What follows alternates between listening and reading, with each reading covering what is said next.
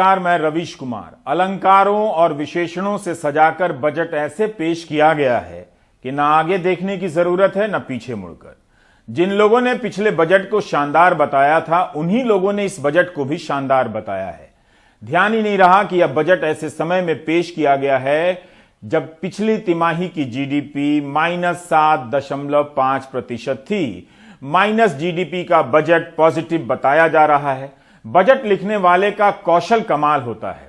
उनके वाक्यों में इरादे से लेकर आंकड़े तक इतने मजबूत नजर आते हैं कि आप यकीन कर सकते हैं कि -7.5% की जीडीपी भी बुरी चीज नहीं है। लेकिन अर्थव्यवस्था का हाल तो बजट के डिटेल में पता चलता है। वित्त मंत्री कहती हैं कि हमने खर्च किया है, हमने खर्च किया है, हमने खर्च किया है, लेकिन बजट पढ़ने पर दिखता है कि हमने बेच दिया है, हमने बेच दिया है, हमने बेच दिया है। इस बार के बजट में सरकार ने मजबूती के साथ अपने संसाधनों को बेच देने के कई प्रस्ताव रखे हैं। अब इसके लिए निजीकरण का इस्तेमाल नहीं होता है, मोनेटाइजेशन का होता है। वैसे दोनों का मतलब एक ही होता है। पिछले साल भी भारत सरकार ने 2.1 लाख करोड़ के विनिवेश का लक्ष्य रखा था, मगर हासिल हुआ 15,000 करोड़ से कुछ अधिक, मीडिया रिपोर्ट के अनुसार। इस बार 1.75 लाख करोड़ का लक्ष्य रखा गया है। एयर इंडिया नहीं बिक पाया। इस बार भी सरकार बहुत कुछ बेचने के लिए लेकर आई है। अब आते हैं उन चीजों पर जो पूरी तरह बिक जाएंगी, या आधी बिकेंगी, या थोड़ी थोड़ी बिक जाएंगी। इनका औपचारिक नाम है एसेट मोनेटाइजेशन प्रोग्राम। सार्वजनिक क्षेत्र के 2 बैंकों को बेचा जाएगा। कौन से बैंक होंगे, हर बैंक वाला गेस कर रहा है। भारतीय जीवन बीमा निगम में सरकार अपनी हिस्सेदारी बेच देगी, इसके लिए आईपीओ लाएगी। गेल, इंडियन ऑयल कॉरपोरेशन, एचपीसीएल की पाइपलाइन को मोनेटाइज किया जाएगा, इसे भी समझें बेचा जाएगा। टायर 2, टायर 3 शहरों के हवाई अड्डे बेच दिए जाएंगे। सेंट्रल वेयर हाउसिंग कॉरपोरेशन के वेयर हाउस की भी हिस्सेदारी बेच दी जाएगी। National highway authority of India के 5 हाईवे को प्राइवेट सेक्टर के हवाले किया जाएगा। पिछले बजट में सरकार ने 2024 तक एनएचएआई की 6000 किलोमीटर की लंबाई के 12 नेशनल हाईवे को मोनेटाइज करने की बात कही थी। खेल के स्टेडियम भी बेचे जाएंगे। क्या खेल के स्टेडियम तक का निजीकरण होगा? बजट में विस्तार से तो कुछ नहीं है, लेकिन एक सवाल है, जैसे दिल्ली में जवाहरलाल नेहरू स्टेडियम है, क्या ऐसा भी होगा कि इसे बेच दिया जाएगा? इस बजट में निजीकरण के फैसले को साहसिक बताया जा रहा है और जानकार पूरी तरह रीझ गए हैं, काफी खुश हैं, बाजार भी खुश है। उन्हें लगता है कि निजीकरण से सरकार के पास पैसे आएंगे और गरीब लोगों का भला होगा। क्या यही लोग, जब ये कंपनियां नवरत्न थीं और हजारों करोड़ों का मुनाफा कमाती थीं, तब उनके घाटे में जाने को लेकर चिंतित हुए थे कि इन्हें बर्बाद किया जा रहा है, सरकार की क्षमता पर सवाल उठा रहे थे? बजट के एनेक्स्चर 3 के पेज नंबर 39 पर विनिवेश की नीति का लक्ष्य लिखा है। ध्यान से सुनिए। इसमें लिखा है कि केंद्र सरकार के उद्यमों को रणनीतिक और गैर रणनीतिक सेक्टर में बांटा गया है। स्ट्रेटेजिक और नॉन स्ट्रेटेजिक दोनों ही सेक्टर में सरकारी उद्यमों के निजीकरण या फिर बंद कर देने की बात कही गई है। एटॉमिक एनर्जी, स्पेस और डिफेंस से लेकर बैंक, बीमा, पेट्रोलियम और पावर सेक्टर तक, इन सभी में प्राइवेट सेक्टर के लिए नए अवसर बनाए जाएंगे और प्राइवेट सेक्टर ही चलाएंगे। जिनका निजीकरण नहीं होगा उनका विलय होगा या फिर सरकारी उद्यम बंद कर दिए जाएंगे। To fast forward the disinvestment policy, I'm asking NITI to work out on the next list of center public sector companies that would be taken up for strategic disinvestment. I have estimated 1,75,000 crores as receipts from disinvestment in BE 21-22. सरकार इन सब के जरिए 1.75 लाख करोड़ कमाएगी। पिछले साल भी 2.1 लाख करोड़ कमाना चाहती थी, लेकिन पूरा तो नहीं हुआ। विपक्ष के तमाम दल इन कंपनियों के निजीकरण को लेकर सरकार पर हमला कर रहे हैं। A meager sum of rupees 20,000 crore has been set apart for recapitalization of public sector banks when the requirement is several times more. At the same time, the government intends to privatize 2 PSBs. The intent of the government is clear. Let the PSBs bleed slowly so that they can all be privatized in the short term. Let us see the reaction of the public to this unconcealed desire to sell off all public sector banks. निजीकरण जब भी होता है कहा जाता है बेच दिया गया, लेकिन इसे लेकर हर दल की नीतियों में खास अंतर आपको नहीं दिखेगा। जरूर जिस तरह से थोक में स्पष्टता के साथ एटॉमिक सेक्टर से लेकर बैंक और बीमा सेक्टर की सरकारी कंपनियों के बेच देने या बंद कर देने की बात कही गई है, इस बजट में वो वाकई साहसिक है, लेकिन क्या नतीजा ऐतिहासिक होगा? मेरा मानना है कि ये जो डिसइन्वेस्टमेंट है वो इस स्थिति में बहुत अच्छा नहीं रहेगा, क्योंकि वो जो डिसइन्वेस्ट में जो खरीदेगा प्राइवेट सेक्टर वाला, वो अपना इन्वेस्टमेंट कम करके यहाँ पे जो इन्वेस्ट करेगा, या जैसे कि लैंड मोनेटाइजेशन की बात है या बाकी पब्लिक सेक्टर एसेट्स के मोनेटाइजेशन की बात है, तो वहां पे भी यही होगा कि लोग अपने एसेट बेच के खरीदेंगे। तो इसका असर ये होगा कि जो हमारा नेट इन्वेस्टमेंट नहीं बढ़ेगा, और जो इस समय जरूरत है कि हमारा इन्वेस्टमेंट बढ़े, और इन्वेस्टमेंट जब बढ़ेगा तभी हमारी ग्रोथ रेट और ज्यादा होगी।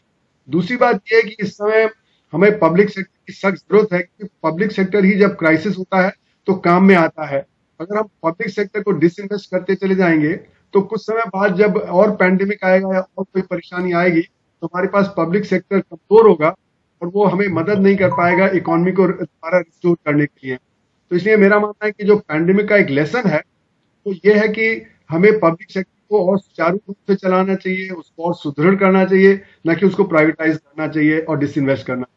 नीति आयोग ने जून 2019 में सुझाव दिया था कि 48 सरकारी कंपनियों का निजीकरण कर दिया जाए। इनमें एयर इंडिया, एनटीपीसी का कुछ हिस्सा, cement corporation of India, Bharat earth movers और स्टील अथॉरिटी ऑफ इंडिया जैसे नाम थे। सरकारी जमीनें भी बेची जाएंगी। सरकार की निगाह सरकारी जमीनों पर भी है बेचने के लिए। To similarly incentivize states to take to disinvestment of their public sector companies, we will work out an incentive package of central funds to states. Idle assets will not contribute to Atmanirbhar Bharat. The non-core assets largely consist of surplus land with government ministries and departments and public sector enterprises. Monetizing of land can either be by way of direct sale or concession or by similar means. This requires special abilities, and for this purpose, I propose to use a special purpose vehicle in the form of a company that would carry out this activity. इस तरह यह budget निजीकरण का सार्वजनिक ऐलान का बड़ा budget है। भारतीय जीवन बीमा में सरकार अपनी हिस्सेदारी बेच देगी, नेशनल हाईवे के टोल बेच दिए जाएंगे या प्राइवेट सेक्टर को दे दिया जाएगा। अलग अलग शब्दों का इस्तेमाल होता है। शहरों में प्राइवेट सेक्टर को 20,000 बसें चलाने के लिए एक मॉडल बनाकर दिया जाएगा, पीपीपी मॉडल। क्या इससे परिवहन विभाग की सरकारी बसों और डिपो पर भी असर पड़ने वाला है? सैनिक स्कूलों के बुनियादी ढांचे की हालत बहुत अच्छी नहीं है, उनके कर्मचारियों की भी हालत ठीक नहीं है। अब तक 29 सैनिक स्कूल हैं, कुछ और बन रहे हैं, लेकिन इस बजट में सरकार ने कहा है 100 और सैनिक स्कूल बनाए जाएंगे और एनजीओ के साथ प्राइवेट स्कूलों या राज्यों की मदद से बनाए जाएंगे। ये सैनिक स्कूल चलाने वाले एनजीओ कहां से आ जाएंगे, सरकार बता सकती है। पुरानी गाड़ियों को स्क्रैप करने के फैसले का स्वागत हो रहा है। कहा जा रहा है कि इनकी जगह पर नई गाड़ियां आएंगी और ऑटोमोबाइल सेक्टर को फायदा होगा। देखिए, हमारे देश में 20 साल के पुराने छोटे मोटे सब व्हीकल को लेकर 1 करोड़ व्हीकल है। अब देखो, 20 साल पहले मैंने जब स्कूटर लिया था तो उसका एवरेज था 32 किलोमीटर पर लीटर, अब 80 किलोमीटर है। तो नया व्हीकल नई टेक्नोलॉजी का आएगा, उसमें सेफ्टी के नॉर्म्स हैं, एयर बैग्स है, सब कुछ है। तो रोड सेफ्टी के लिए अच्छा है, फ्यूल कंजम्पशन के लिए अच्छा है, पोल्यूशन कम करने वाला है। ट्रक वालों के लिए मेंटेनेंस कॉस्ट लगती थी पुराने में, वो लगेगी नहीं। तो ओवरऑल नई टेक्नोलॉजी का उपयोग करने से फ़ायदा होगा, और ऐसे सब लोगों के लिए अब मैं डिटेल में ये पॉलिसी जाहिर कर रहा हूँ, और निश्चित रूप से इसमें मेरा विश्वास है कि लोगों का भी फायदा होगा। और दूसरा, ये जो स्क्रैप होगा, स्क्रैपिंग व्हीकल का, उसमें aluminium, copper, steel, rubber, plastic ये अवेलेबल रिसाइकल होगा। तो हमारे कंपोनेंट जो होंगे उसमें भी 30-40% कॉस्ट कम होगी। अब ऑटोमोबाइल इंडस्ट्री का हिंदुस्तान का टर्नओवर 4.5 लाख करोड़ का है। मेरा विश्वास है कि 1 साल के अंदर ये 6 लाख करोड़ का होगा। इसमें से अभी 1,45,000 करोड़ एक्सपोर्ट है। मेरे हिसाब से ये 2.5 लाख करोड़ का एक्सपोर्ट होगा, और देश में सबसे ज़्यादा रोजगार देने वाला ये उद्योग है। हर जगह पुरानी गाड़ियां खड़ी हैं, किसी को पता नहीं कि उन्हें कैसे हटाएं। बेसमेंट से लेकर मोहल्ले की पार्किंग में खड़ी ऐसी गाड़ियां अब गायब हो जाएंगी, उम्मीद की जानी चाहिए। आयकर विभाग से थोड़ा डर कम हुआ है। 3 साल से पुराने मामले अब जांच के लिए नहीं खोले जाएंगे। पहले 6 साल तक की फाइल खोली जा सकती थी। 50 लाख से अधिक के मामले में ही 10 साल तक की फाइल खोली जा सकती है। पहली बात तो यह है कि जो छोटे केसेज हैं जिसमें कि टैक्स की चोरी 50 लाख की इनकम से कम की है, उसके अंदर तो पीरियड ये 3 साल का रिस्ट्रिक्ट हो जाएगा। लेकिन जो आज की डेट में जो एग्जिस्टिंग प्रोविजन है जिसमें कि 6 साल के बाद कोई भी टैक्स की चोरी अदर देन सर्च केस में नहीं हो सकती थी, उसका पीरियड बढ़ के अब 10 साल हो जाएगा। तो अब ये दोनों तरह से माना जा सकता है। एक कि छोटी जहां पे टैक्स की चोरी 50 लाख से ज्यादा कम इनकम की है उसके इनके केसेस 3 साल में हो जाएंगे, 3 साल के बाद नहीं खुल पाएंगे। लेकिन जहां पर 50 लाख से ज्यादा है उनका दायरा बढ़ के 6 की जगह 10 साल का हो जाएगा। मेरा ऐसा मानना है कि by and large tax payer के अंदर जो डिस्प्यूट है वो ज्यादा इनकम के होते हैं और जो इन्फॉर्मेशन बाद में आती है उसके बारे में डिस्प्यूट होते हैं। तो जो टैक्स रिटर्न में या किसी इंटरप्रिटेशन के बारे में जो चैलेंजेस आएंगे तो अब सरकार के पास साधन होगा कि वो उस असेसमेंट को 10 साल से खोल पाएगी, क्योंकि उन्होंने एक ही राइडर लगाया है कि अब ये अप्रूवल चीफ कमिश्नर से लेनी होगी और साथ के साथ उसमें यह भी राइडर लगाया है कि वो ऐसी टैक्स की चोरी जिसमें कि जो एक असेट्स के रूप में नजर आ रही हो। यह अपने आप में एक बहुत बड़ा डिबेटेबल इशू रहा है, क्योंकि सर्च के केस में भी ये एक अपने आप में डिबेट रही है कि 50 लाख की इनकम जो असेट्स के रूप में रिफ्लेक्ट हो रही है उसका मीनिंग क्या है। कहीं कहीं ये इंटरप्रिटेशन के इशू आएंगे। अगर उसमें भी ये सरकार रीओपनिंग करने की कोशिश करेगी 3 साल के बाद 10 साल की, उससे लिटिगेशन बढ़ सकती है। लेकिन अगर सरकार इसके ऊपर अपना अंकुश लगा कर रखेगी और उन्हीं केसेस पे करेगी कि यहाँ पर कोई ज्वेलरी, कैश और सेट्स की टाइप की चीजें मिलती हैं, उसी को करेगी, तो ये एक टैक्स पेयर के लिए राहत हो सकती है। हमें याद रखना चाहिए कि इस वक्त अर्थव्यवस्था संकट से गुजर रही है। पिछले वित्त वर्ष की 2 तिमाही की जीडीपी माइनस में चली गई। पहली तिमाही में -23.9% और उसके बाद की तिमाही में -7% यानी नीचे से और थोड़ी सी ऊपर उठती है। तब त्योहार थे, अब तो वो भी नहीं है। अभी तक सरकार वित्तीय घाटे को लेकर सतर्क रहा करती थी, संकोची रहा करती थी, क्योंकि 2003 में कानून बना था कि जीडीपी का 3% ही होना चाहिए घाटा। लेकिन सरकार इसे अब 9.5% तक ले जाने के लिए तैयार हो गई है। मतलब आमदनी से ज्यादा खर्च करेगी। इसकी मांग की जा रही थी कि सरकार जनता में मांग को बढ़ाने के लिए ज्यादा पैसा खर्च करे। लेकिन सरकार के पास पैसे कहां हैं? जब उसके पास होगा तभी तो वो खर्च करेगी।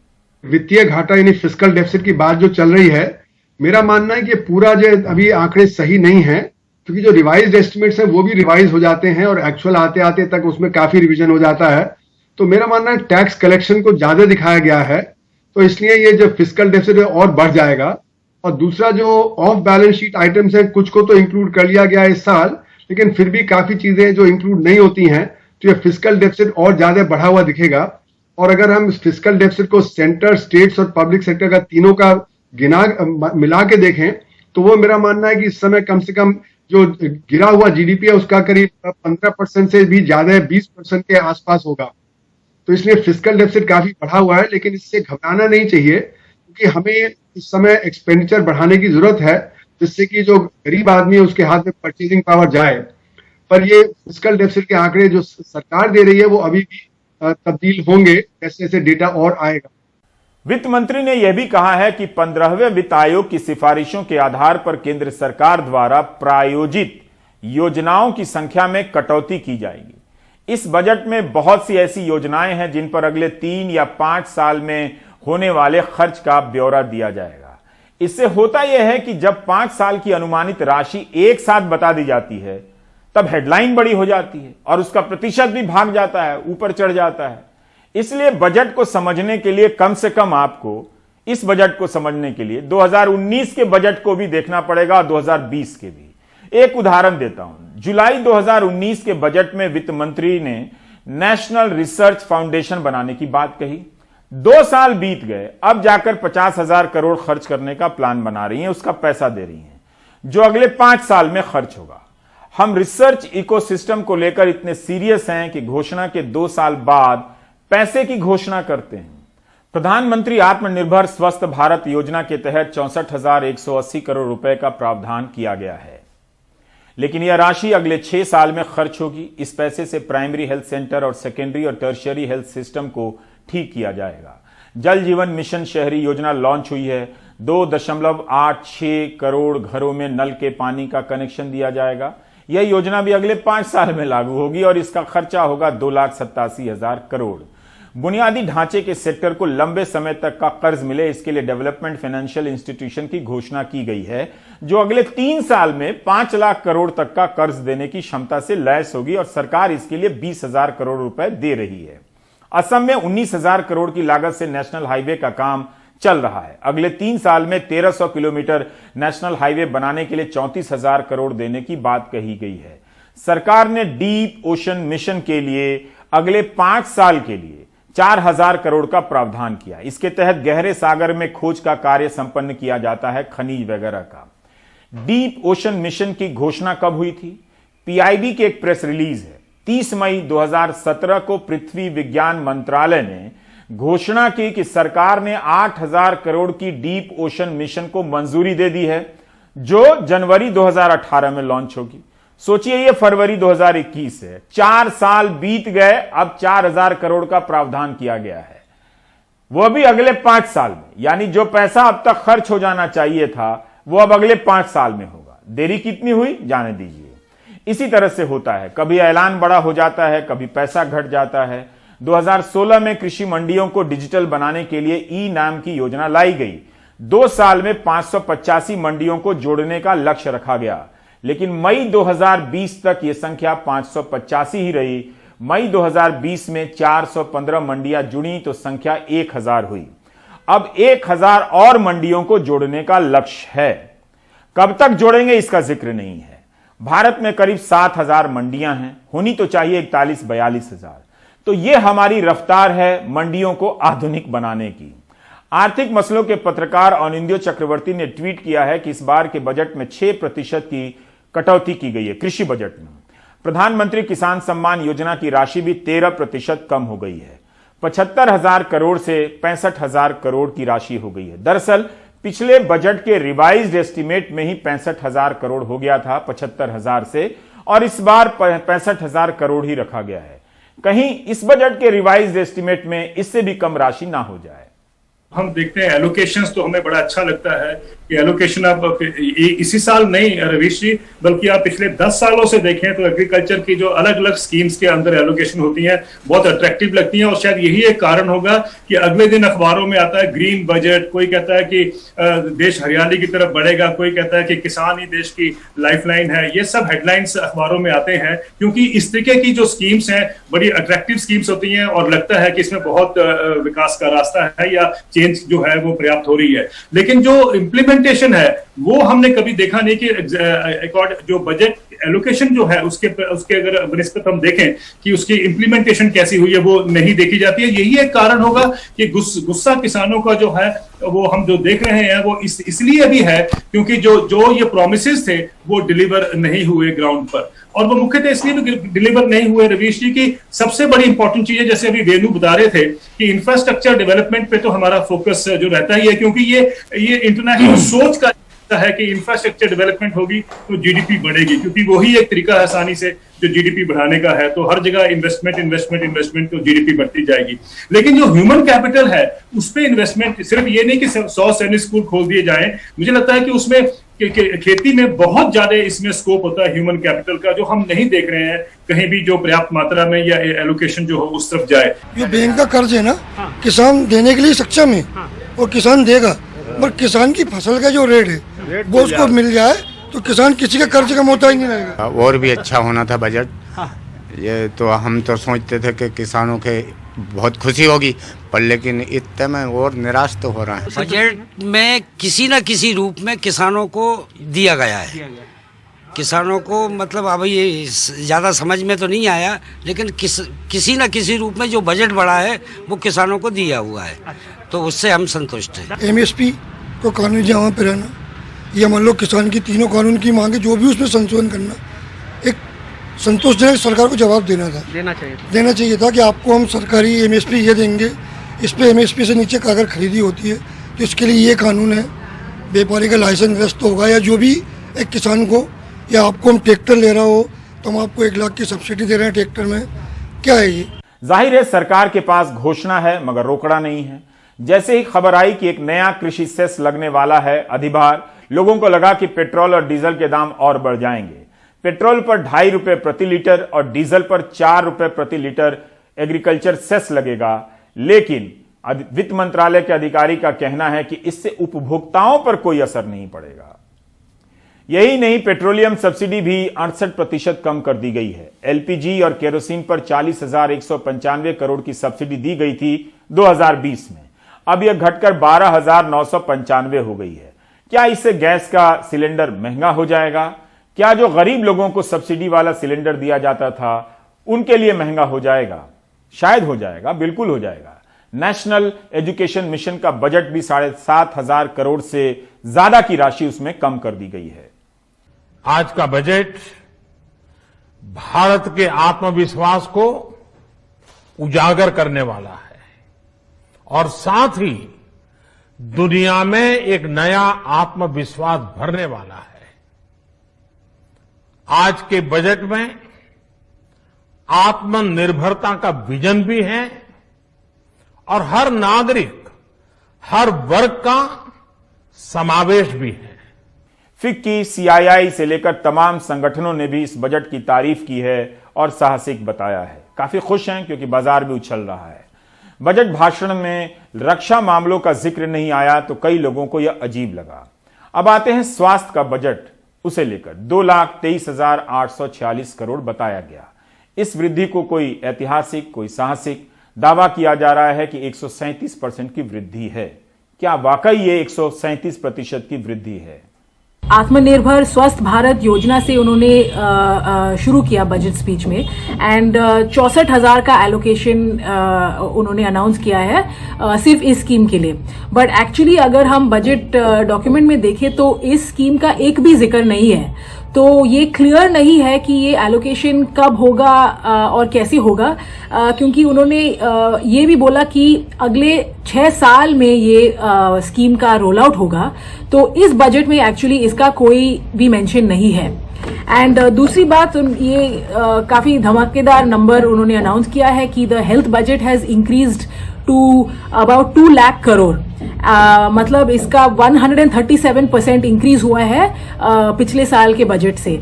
बट एक्चुअली अगेन अगर हम डिटेल्स में देखें तो जो ऑलरेडी एग्जिस्टिंग फिगर्स है बजट में वाटर एंड सैनिटेशन के लिए, आयुष के लिए, ये सब उन्होंने जोड़ करके अभी प्रेजेंट कर रहे कि हेल्थ का बजट एक्चुअली 137% इंक्रीज हुआ है, बट एक्चुअली डिटेल्स में ऐसे नहीं है। 64 करोड़ रुपया आप 6 साल में देंगे, तो इस साल जितना देंगे उतना ही तो जोड़ेंगे, जो दिया ही नहीं उसे कैसे शामिल कर सकते? यही दिक्कत है। कई योजनाएं इसी तरह से हैं कि 3 साल में होंगी, फिर किसी का जिक्र नहीं मिलता, किसी का 2 साल बाद जिक्र हो जाता है। पंजाब के मुख्यमंत्री कैप्टन अमरिंदर सिंह ने भी कहा है कि हेल्थ का बजट ज्यादा दिखाने के लिए आंकड़ों में हेराफेरी की गई है। कैप्टन अमरिंदर सिंह का कहना है कि हेल्थ का बजट 10% कम ही हो गया होगा वास्तविक अर्थ में। अब देखिए 2020 के बजट में कहा गया कि आयुष्मान भारत के लिए 6400 करोड़ रुपए दिए जाएंगे, लेकिन जब रिवाइज्ड एस्टीमेट आया तो 50% से भी ज्यादा कम हो गया, 3100 करोड़ रुपए दिया गया। इस साल भी 6400 करोड़ देने की बात है। किसे पता कि रिवाइज्ड एस्टीमेट में 3100 करोड़ रहेगा या उससे भी कम हो जाएगा। वित्त मंत्री ने कहा है कि 15वें वित्त आयोग की सिफारिशों को ध्यान में रखते हुए जो केंद्र की योजनाएं हैं उनमें कमी लाई जाएगी। ये मैं फिर से बता रहा हूं। तब ऐसे मन में योजनाओं का क्या होगा, उन योजनाओं का क्या होगा? ऐसे में क्या अपने आप बंद हो जाएंगी या योजनाएं, या सरकार ऐलान करेगी कि फलाफाना स्कीम बंद की जा रही है? सवाल है कि क्या हमारी जीडीपी फिर से 6 या 7% के विकास दर को हासिल कर सकेगी और कब तक इस पॉइंट पर पहुंचेगी? 5 ट्रिलियन का सपना पहले से दूर हो गया है या भाषणों के कारण बिल्कुल कल की बात लगता है? हम बात करेंगे परंजय गुहा ठाकुरता से।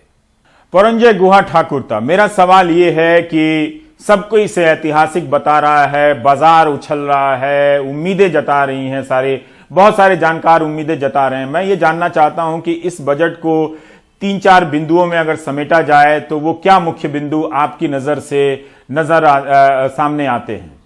देखो रवीश, पिछले जो साल और जो वित्तीय साल अभी भी चल रहे हैं, ये आश्चर्य सबको एक जैसे साल बहुत नहीं होता, क्योंकि आपका पूरा जो अर्थव्यवस्था कम हो गया। सरकार खुद कह रहे हैं कि 7.7% कम हो जाए, जो अंग्रेजी में आप कहते हैं रिसेशन में चल रहे हैं आप। और बहुत सारे जो स्वाधीन जो अर्थशास्त्री है वो बोले नहीं, इससे ही ज्यादा कम होगा। आपका वित्तीय घाटा बढ़ गया, बहुत बढ़ गया। आपका 3.5% था जीडीपी का सकल घरेलू उत्पाद, अभी कह रहे हैं आप 9.5% होगा। क्यों हो रहा है? आप कह रहे हैं आप खर्चा बढ़ाया, मगर खर्चा बढ़ाया, कोशिश तो आपने किया, मगर उससे ज्यादा आपका जो कर है, जो टैक्स है, जो अलग अलग तरीका का टैक्स है, वो कम हो गया।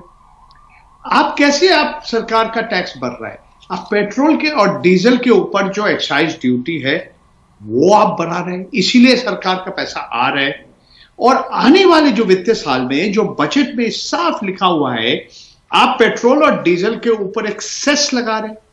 इसका मतलब क्या है? ये सेस जो पैसा आता है ये केंद्र सरकार के पास आता है।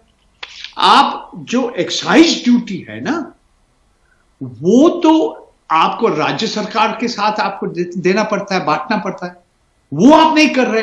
तो आप उपभोक्ता के पास तो पैसा ले रहे हैं। जो फाइनेंस सेक्रेटरी हैं उन्होंने तो कहा कि उपभोक्ताओं को नहीं, ये इसका भार उपभोक्ताओं पर नहीं पड़ेगा, ये जो एग्रीकल्चर सेस लगाया गया है।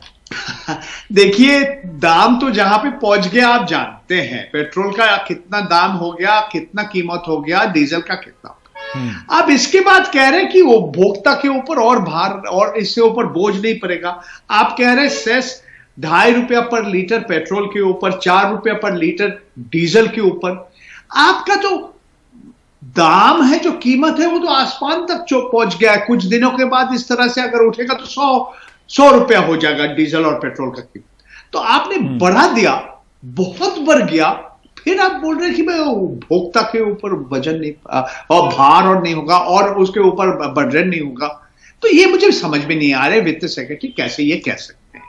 मेरा कहना है कि जो सेस आपने बढ़ा दिया, इसका फायदा केंद्र सरकार को मिलेगा और राज्य सरकार को नहीं मिलेगा। तो एक तरह से हमारा जो फेडरल सिस्टम है, जो संघीय ढांचा है, और भी कमजोर हो जाएगा।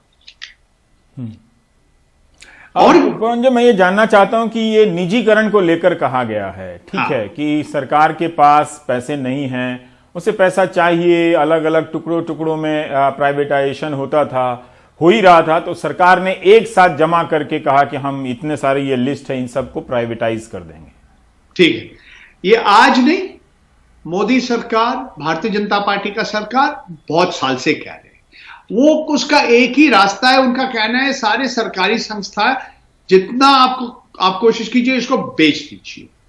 आप इंश्योरेंस कंपनी को बेचने चाहते हैं, आप कह रहे हैं कि बैंकों को आप बेचने चाहते हैं, आप कानून बदल के लाइफ इंश्योरेंस कॉर्पोरेशन का शेयर बेचने चाहते हैं। अभी तक आपको पैसा कैसा आया? एक पब्लिक सेक्टर कंपनी, एक सरकारी कंपनी और दूसरे सरकारी कंपनी का शेयर खरीद लिया। आप देखिए कि 2020-21 में आपका लक्ष्य था 2,10,000 करोड़, आपको कितना मिला? आपका बजट खुद बोल रहे हैं, रिवाइज्ड एस्टिमेट, कि 32,000 करोड़। फिर भी आपका, मैंने 15,000 कहा था, मीडिया रिपोर्ट में पढ़ा था मैंने, वो 32,000 करोड़, वो 2 लाख करोड़ में से सिर्फ 32,000। हाँ, और ये है रिवाइज्ड एस्टिमेट, मतलब कुछ और आएगा। अभी तक शायद उसको 15,000 या 20,000 जो भी मिला है, वो अलग बात है। ठीक। आप फिर आने वाले जो अगला वित्तीय साल में बजट एस्टिमेट में आप दिखा रहे हैं कि आप 2,10,000 करोड़ से लक्ष्य कम कर दिया आपने, 1,75,000 करोड़ आप विनिवेश या निजीकरण से लेंगे। आप कोशिश कर रहे हैं भारत पेट्रोलियम को बेचने के लिए, एयर इंडिया को बेचने के लिए, कंटेनर कॉर्पोरेशन के बेचने के लिए, Pawan Hans, IDBI bank, shipping corporation. बात है कि खरीदने वाले लोग हैं, समय बताएंगे शेयर कहां तक पहुंचेगा, कौन खरीदा, ये अलग बात है। देखिए, हमारा माननीय वित्त मंत्री जी निर्मला सीतारामन जी बोल रहे हैं हम खर्च कर रहे हैं, बहुत बार कह रहे हैं स्पेंड स्पेंड स्पेंड। आप बारीकी से देखिए, पूरा भारत सरकार और हमारा केंद्र सरकार का कितना खर्च आपने बढ़ाया, ज्यादा तो नहीं बढ़ा। आप अगर मुद्रास्फीति को जोड़ के अगर आप देखेंगे तो आपका 2020-21 का जो रिवाइज्ड एस्टिमेट है और 2021-22 का जो बजट एस्टिमेट है, खास तो फर्क नहीं है। 34 लाख करोड़ के आसपास। इसका मतलब है आपका वित्तीय घाटा बढ़ रहा है क्योंकि आपका राजस्व नहीं आ रहा है। आप दिखा रहे हैं कि हम स्वास्थ्य के ऊपर ज्यादा पैसा खर्च कर रहे हैं। हाँ, आप खर्च कर रहे हैं।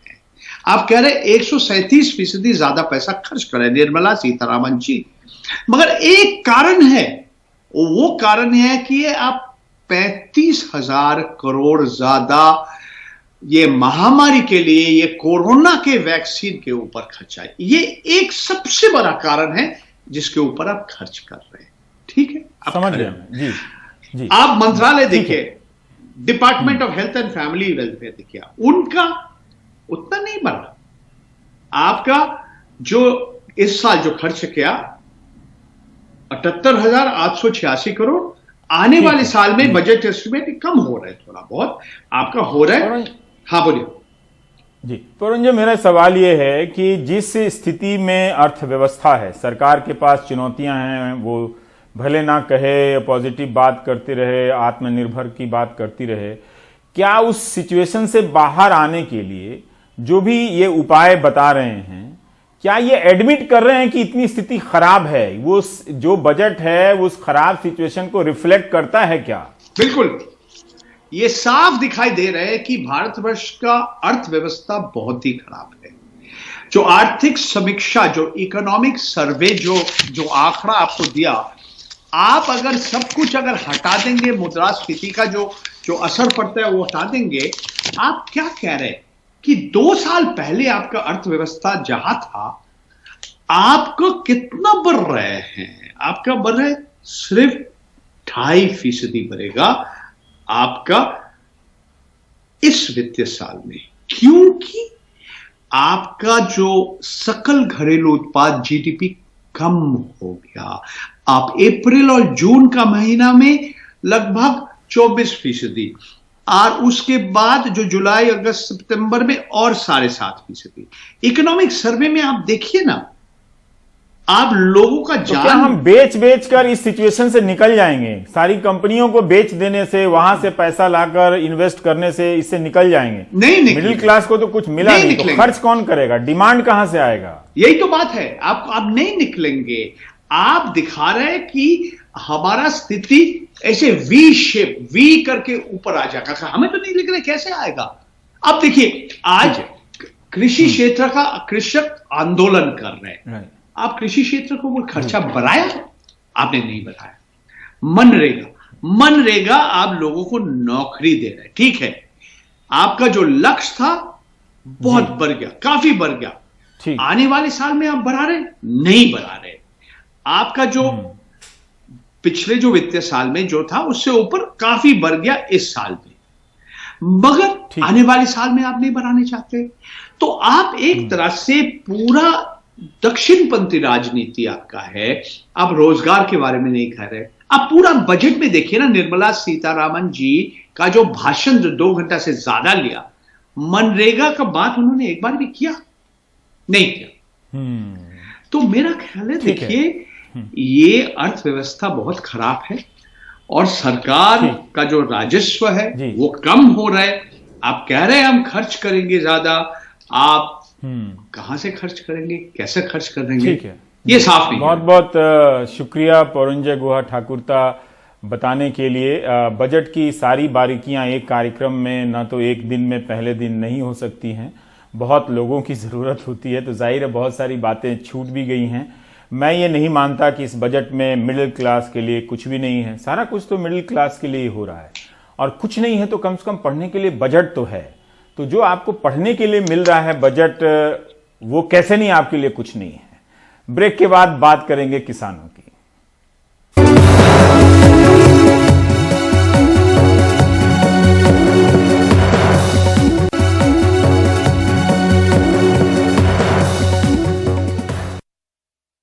दिल्ली के जिन बॉर्डर पर किसान धरने पर बैठे हैं, वहां दिल्ली पुलिस ने सुरक्षा व्यवस्था के नाम पर लोहे की कीलों से लेकर बैरिकेडों पर सीमेंट लगा दी है। इंटरनेट भी मंगलवार तक बंद रहेगा। ऐसे में किसानों को काफी तकलीफों का सामना करना पड़ रहा है। हमारे सहयोगी सौरभ शुक्ला की यह रिपोर्ट देखिए। ये तस्वीरें दिल्ली के टीकरी बॉर्डर की हैं, जहां दिल्ली पुलिस ने सड़क खोदकर लोहे की बड़ी बड़ी कीलें लगा दी हैं, ताकि किसान दिल्ली में न घुस आएं और ना ही दिल्ली से कोई उन तक पहुंच सके।